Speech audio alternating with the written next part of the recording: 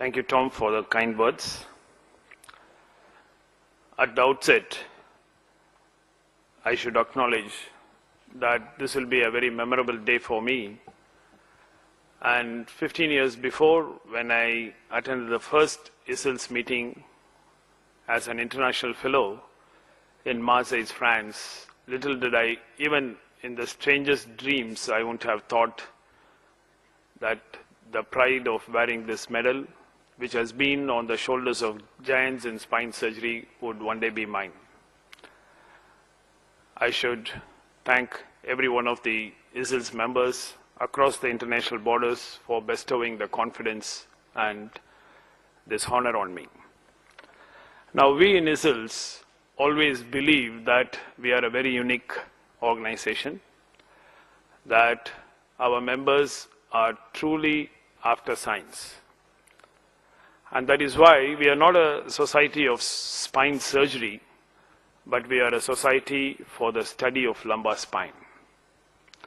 And we emphasize so much on our inclusion criteria, and perhaps we are also one of the societies which have an exclusion criteria also, like a scientific study.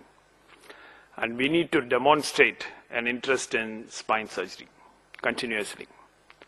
So there is a lot of emphasis, not only from us, but around the world, on to continuously demonstrate this by publications and podium presentations. And in the last few years, there have been many incidences in our academic medicine life, in our place, which really forced me to think, are we just little going overboard on publishing and emphasizing podium presentations? And is this corrupting science? Now, the buzzword in medicine is evidence-based medicine. And if you really think, what is evidence-based medicine? It is something that gets documented either as a published paper or which is presented in a podium in one of the well-recognized conferences. And the thing that gives sanctity to both of them is that whatever is being written or spoken is peer-reviewed. Now, I'm not sure at what period of time man got his first scientific thought and became a scientist. But the scientists of early years were truly after the truth. When Galileo said that Bible shows the way to go to heaven and not the way the heavens go, he actually risked his life for truth. When Thomas Alva Edison brought out the electric bulb, he said, I never perfected an invention that I did not think about in terms of service it might give to others. He did not think about patents and profit out of the electric bulb.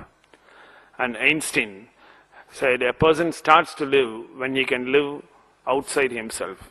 Science should have meaningful when it works for the society. So it was not science which was for perfect. Similarly, the first published journals in 1665, if you look at why they were published, it just comes on the first page of that, giving some account of the present undertaking, studies and labors of the engineers in many considerable parts of the world. So the publishing was as a molecular unit of research communication. But slowly, the dynasty of scholarly publication has taken other hues. It then became a measure of one's scientific excellence. Then it became a basis for tenure and promotions. And then it also became a criteria for grants and salary funding. In fact, slowly it became a criteria for survival. And that's why this took a halo, and the published papers became something very, very important in our life. But we really need to think, it actually started putting a pressure on scientists. Now, in this publication in Nature, it has been very clearly shown that hiring decisions, tenure decisions, promotions, salary, performance reviews, and allocation of research, 70 to 80% of the decisions are decided by publications. As a result, scientists and us are becoming faceless. And I'm sure hereafter when we shake hands, we will say, hello, I am Dr. Raja, my H index is 31. And he'll say, I am Keith Luke, mine is 75. So, then I say, okay, sir, you're the professor. So it's all going to do with metrics. And cartoons like this really did not mean cartoons. It was a reality. I mean, if you did not publish, then you perished. And this made a tremendous amount of pressure on publishing. So from 1665, the first published article, it took 1900 for the first million articles to be published. And it just took only 106 years for the next 4 million articles to be published. So you can see the curve is going very high. And this is also paralleled by the increase in number of first journal in 1665. In 2001, it was only 16,000 journals. But within the next 6 years, we had almost 7,750 journals coming up. And this is all based on the Ulrich database in publishing. So 5 million scholarly publications now. And this is a time that we need to introspect. Is it an explosion of science or just wasteful junk science? Now, one of the ways in which we can measure the value of an article is how much it is cited. And here, again, in this article in Nature, you can see that according to the information from the ISI, which we all respect, it indicates that 55% of papers published between 1981 and 85 were never cited thereafter at all. And if a similar trend holds that as much as 80% of papers published during that period have been cited not more than once. And what is more interesting is 15 to 20% of all citations is self-citation. So it just looks that if you go by the citation, it does not matter. Why does it happen? Because there are so many publications coming. Now in this article it says, this article was prompted because there was a professor who was a dean proudly listed 52 papers that he wrote in the course of the previous year. That means it is one idea conceived, executed, written and published every week. Now do you think this is possible? But it is possible and people are doing, because there are lots of new science which is being created. The science of salami slicing. And you also have new technologies and new terminologies coming, which is called the least publishable unit, or what is called the publon. Now the matter has been split into the smallest matter of atom, and atom is then split into electrons, neutrons and protons. And now one research work is split into publon. It is humorously defined as the elementary quantum of scientific research which will enable you to get a publication. And publons are mutually repulsive because the author never puts two publon into the same article. So you can never find more than one publon in one article. And the fingerprinting has confirmed that the same publon often appears in different conferences and different journals in different names. And it is very difficult to detect it because they defy deduction as they manifest itself with different keywords and captions and co-author variations on different occasions, thus defeating observations with even the most powerful database scanners. So you see, this is all becoming science. And you can also increase your number of publications by plagiarism. And you have to do it routinely and on a large scale. Because if you steal from one, your plagiarism, but if you steal from many people, it then becomes research. So it's all getting better and better. And the third thing you can do is to increase the number of co-authorship and publication parasitism, as it is put in Journal of Medical Ethics. Sometimes you need to have a co-authors party because many of them have never met each other before the publication and never meet even after the publication. So he says, welcome to the co-author party, you're number 21. So all these happens. Now if you see it in contrast, Watson, who won a Nobel Prize along with Crick, had only 18 papers when he applied for the professorship in Harvard, in Boston. And one of the 18 papers was written 5 years earlier that gave him the Nobel Prize on DNA. But if you want to apply for a professorship in Harvard now, I think you need to have at least 600 papers. That's what the journal says. And how is it possible? And so that brings another question. Is this all wasteful avalanche of paper publication? And so scientists came with the idea, it should not be just the number of publications. You should put it as citation index. You should have an impact factor on the journal and a H index for an individual. Now your intention is to deceive, then people get over to deceive even on this. So now the impact fever, people came to realize it is not just publication, but it should also citation. So there is a citation friends club. So people cite your friend and your friend cites for yourself. And the journal says there is a new criteria of citation disorders among scientists. The first one is called the self-citation mania. So the first paragraph of the article will have all the citations of the articles written by the same author. And I think it belongs to the philosophy. If you don't beat your own drums, who's going to beat it? Then you have the second idea, citation of friends and co-workers. And I think that belongs on the philosophy, you scratch my back, then I'll scratch your back. We also have selective citation amnesia and disregard syndrome when you don't want to cite some important work done by other institution. And sometimes journals also join the game and solicit self-citation of the journal articles. So you see, if you want to manipulate, you can manipulate. And is citation index so sacred? Now this article in the JAMA, it says in a practical analysis, highly cited articles, it does not mean it is Bible. Because they found more than 44% of the articles with a high citation factor could not be replicated with similar results. So it all brings into the question. So when there is a mass of so much of publication, if you really go into the mass, you find 45% are never cited. Up to 34%, the only citation is self-citation. 80% are cited only once. 44% of papers in high index journals are not replicable, and 23% have loose statistics and self-serving methodologies. Now it just makes you wonder, is it wasteful science? But I think even this is okay.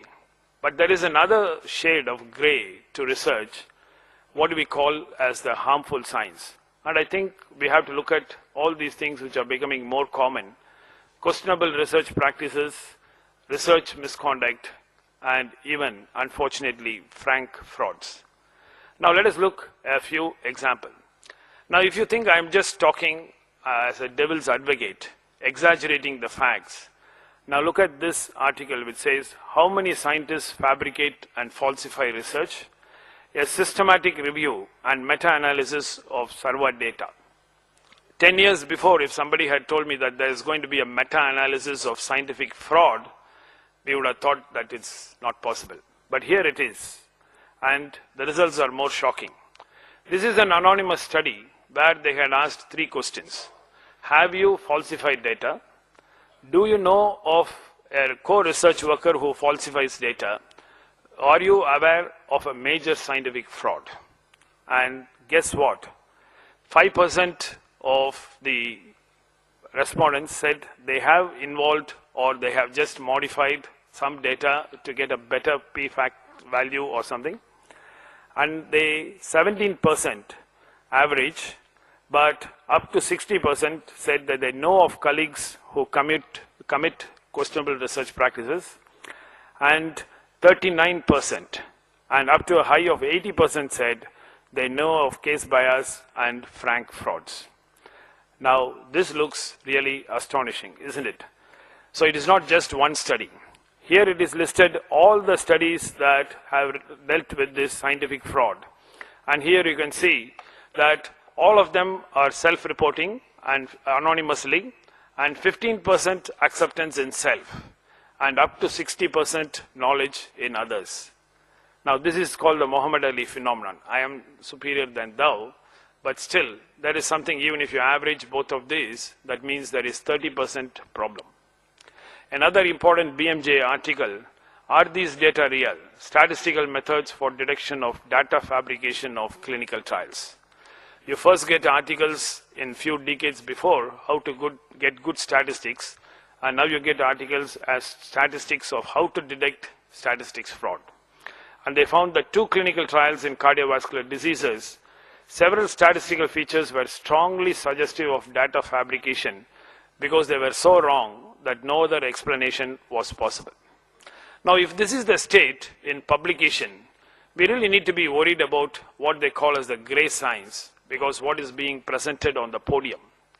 And there are lots of articles which quotes up to 30 to 40% falsification of data, adjustment of data, data improvement to make look better, to make your p-value little better so that your acceptance rates better. And if we think of a big meeting like Spine Week, and if you think that 30% of podium presentations have some form of data management, now I think that is something which we really need to be really worried about. So many different parts of this is fine. Now that is the problem of publish or perish. Now unfortunately the last 10 years we have another problem, publish to flourish. And I think that we need to be really careful about this. Because with a little lie, you can make your lie look more stronger, more good, if you just add a p-value to your lie. And if you all think that the most favorite sport for scientists is golf, no, you're wrong. It actually looks like it's playing with statistics is the more important thing. Now just few examples. Just the Nazi trial 1, 2, and 3, which advocated use of methylprednisolone in spinal cord injury, and it became almost the dictum that you should use. And in the few years that it was on, more than $1 billion profit to Pfizer, and later every one of the study on this actually proves that they are not correct. The studies were a hoax. 3 clinical trials, 6 cohort study, 12 larger animal publications were studied, and they say that this is no good. Now, what were the problem? Numbers, tables, figures, and statistics scant and inconsistently defined. Even professional statisticians unable to duplicate what was given as the true values in the tabular columns. There has been no public validation of the results, and unfortunately, I am not sure that whether the problem of all the above is because that it was industry founded, probably is, because one of the principal investigators and proponent of methylprednisolone, Michael Bracken, was a well-paid consultant of Pfizer, earlier as Pharmacia. Received a lot of lecture fees from Pfizer for promoting Solumedrol, and received a fee for every lecture that he gave internationally, and also received a large financial support from Pfizer for a program in pharmacoepidemiology that he was directing. Now, is that the basis on which the faulty statistics was there? We don't know, but looks like. Now, the color of the research seems to often be the shades of green, and when this gets involved, I think it's easy for us to get sidetracked. The other important thing where publish to flourish works very well is in ghostwriting. Industry nowadays talks to the world through the tongue and writes with the hands of famous medical men. Now this is something that is really shocking when you read. Now again, in this article, the haunting of medical journals by ghostwriters, how ghostwriting sold HRT, hormone replacement therapy, to everybody. They are very clearly shown how pharmaceutical companies pay professional writers to produce evidence, not to write, but to produce evidence in papers, and then pay other scientists or physicians to attach their names to these papers before they are published in medical or scientific journals. Now, they employed, Wyatt, the company, employed another company called Design Right, and the aim and the objective of Design Right, an important part of its work for Wyatt was to manage authors and journals. There is evidence in unsealed documents they have shown. This is a busy slide. But what it has categorically said is that they designed of planned messages.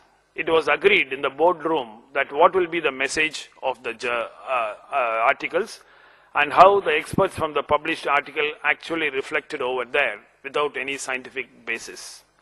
Now for each of the articles that appeared, Design Right was given US dollars 25,000, and each of the subsidiary reports that came out of it, Design Right was given $15,000. Altogether, $280,000 was given to Design Right to do that. And then the whistleblowers came from New York Times when they found that many of the authors who had penned these and who had published were not even aware of the exact details of the articles that was published under their name. And these articles has promoted HRT all around the world, and more than 2,500 cases of uterine carcinoma and breast carcinoma could be attributed to the high dose of HRT. Now there is one thing that we need to think about in this. Did the medical men did not know about this? And why it has to be always the New York Times that has to blow the whistle? Now I would come to this again over here. Now if you think ghost authorship happens only it doesn't happen frequently. Now look at this study. This was done by 3 JAMA editors, Annette Flanagan, Fontanosa, and Catherine DeAngelis. I'm not sure whether I'm pronouncing properly, but they are very respected editors of JAMA. And this was been reported in New York Times, that the result was that ghost authorship rates was 16.2% in New England Journal of Medicine, which we all think is a gold standard. 15.3 in Annals of Internal Medicine, and 7.1 in their own journal, JAMA. Now, this is really very, very wondering. And Lemons, when he wrote about this, he said he considered this as a prostitution of their academic standing, and he lamented that medical journals, academic institutions, and professional societies pay scant attention in enforcing effective sanctions, and thereby there should be an imposition of legal liability on guest authors and may give rise to claims that could be pursued in a class action based on racketeer influenced and corruption organizations over here. Now, 2 issues to this.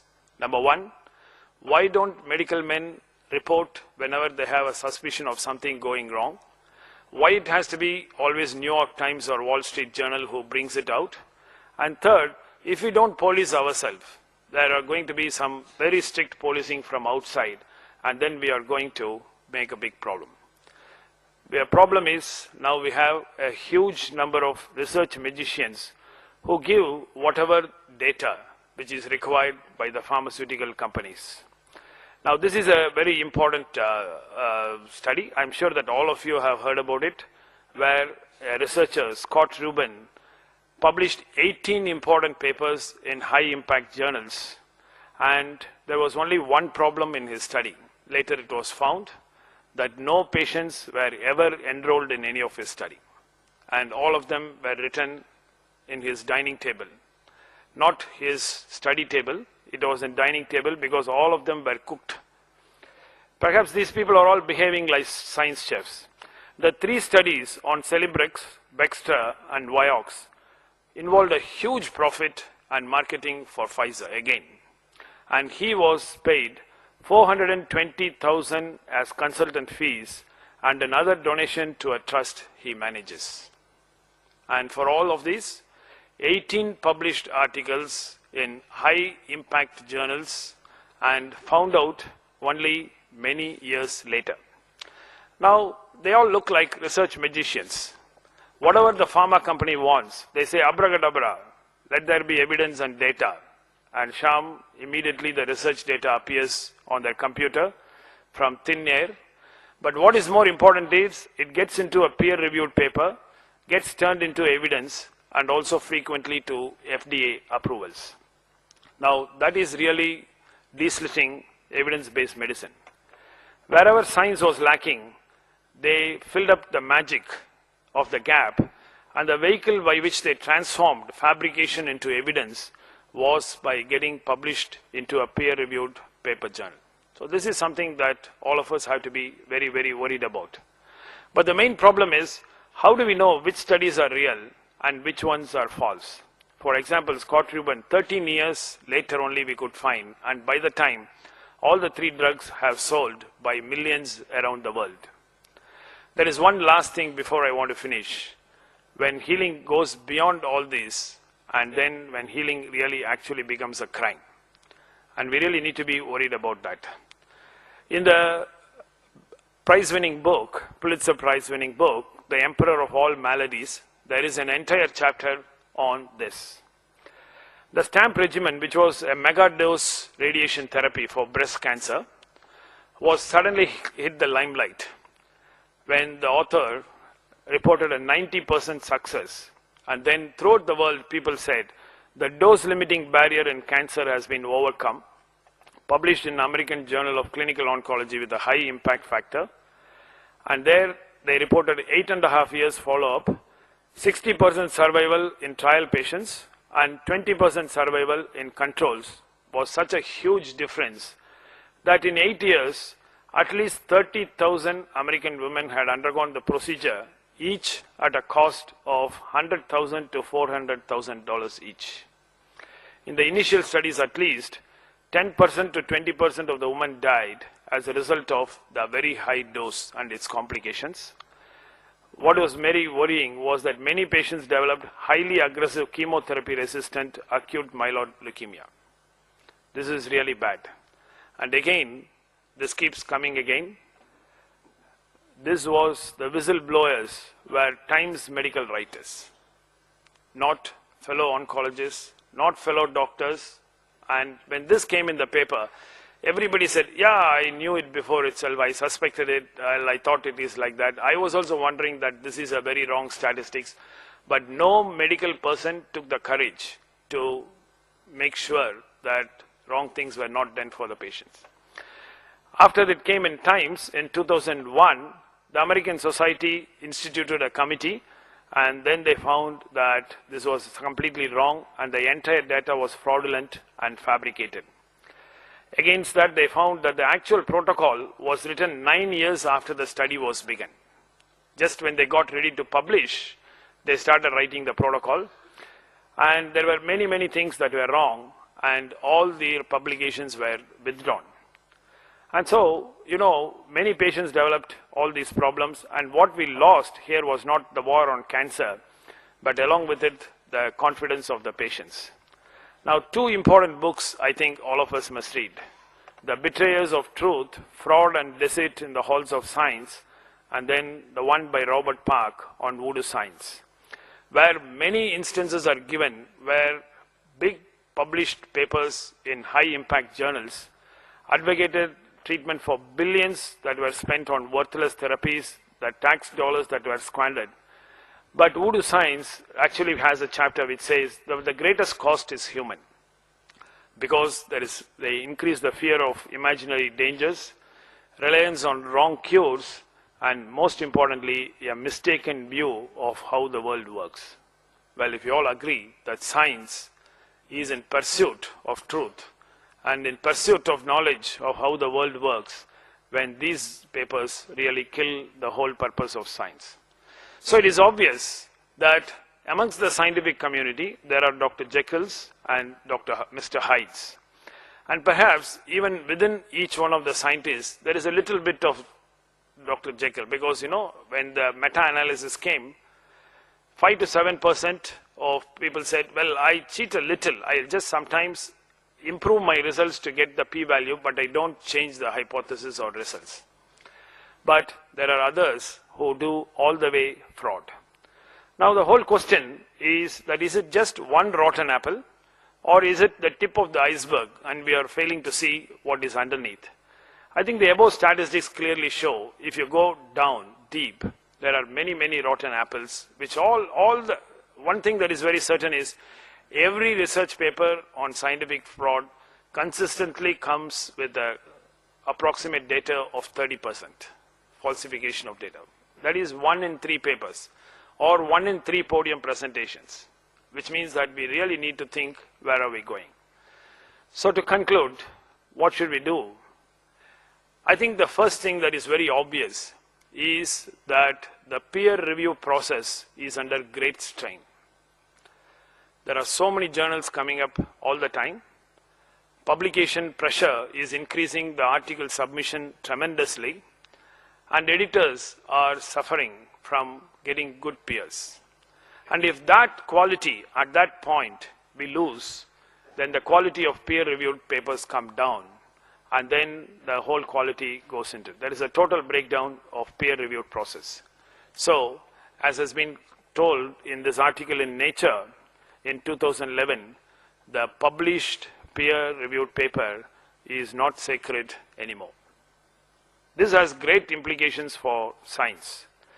Now, because we know when we talk of evidence-based medicine, we put all our money into the raw data, which is the fundamental.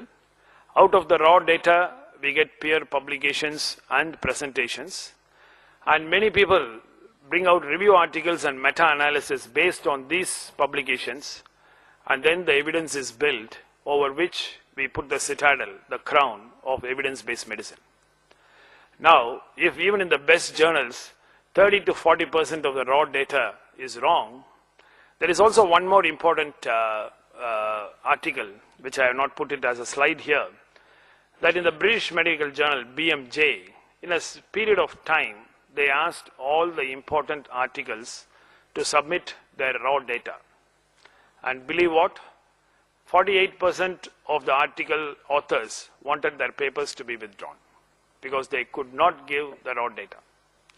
Now, if the raw data is not there, then peer publication and the review articles and meta-analysis is hoax, then the evidence is gone, and then that gives a spin to the evidence-based medicine, and then it goes off. So we all know this in the bottom of our heart, but how are we going to act on the solution? Now, there are many soft solutions available. Like whenever you ask for a CV, you don't ask for how many publications do you have, but only say, give your top 5 publications and what it is worth. We also agree that the system of rewards must change. Libraries must stop subscription to low-quality journals. Professorships must not be self-funding. Otherwise, the professor spends all his time writing for grant proposals, and a large chunk of his time goes into from grant writing and grant proposal. Very little time they have for teaching or to be a role model in research in the department. And we have to recognize the phenomenon of overpublication. But more importantly, we have to go into basic of what makes people cheat, what makes national heroes turn into victims and to be criminals next day. When you go into literature, 3 things are obvious. Firstly, scientific cheating is not a new phenomenon, it's an age-old human habit. Now, there is a very good article on this which says, perhaps Gregor Mendel, when he put up his Mendelian laws, there was a little bit of data management over there. I mean, his laws are perfect, all his principles are perfect, but the perfect ratios of 3:1 and 9:2 that he always bought has never been reproduced in any other form of replication. So they say probably he improved his data, but his philosophy was correct. Another example of plagiarism is Dr. Louis Pasteur, who did a wonderful work. He used the bacterial strain of one of his colleagues for inoculation, but sadly did not acknowledge his contribution when he wrote the paper or got the award.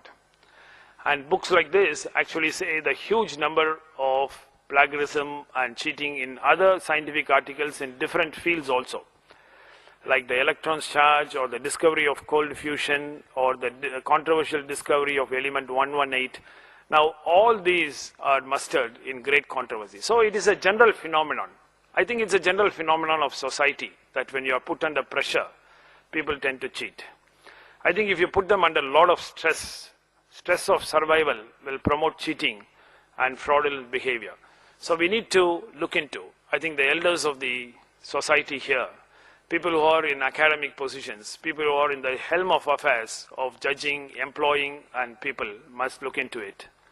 Now this is exactly told in Lewis Carroll. Now you see here in the real life, you have to really run twice as fast and still you find that you are staying in the same place. So if you want promotions, you really need to work harder than that.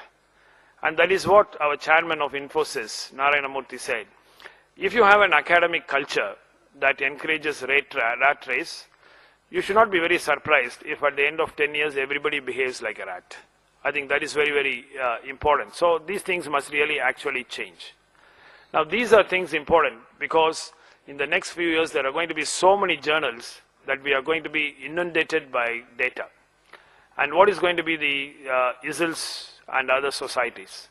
Now we really need to ask this question, should all the fake papers or research fraud be exposed by these societies or the policing of science should be handed over to these organizations. I think we should take it up on ourselves. Otherwise, we are on the phenomenon of emperor and his clothes, where we all know that there is a problem, but we are not able to acknowledge it.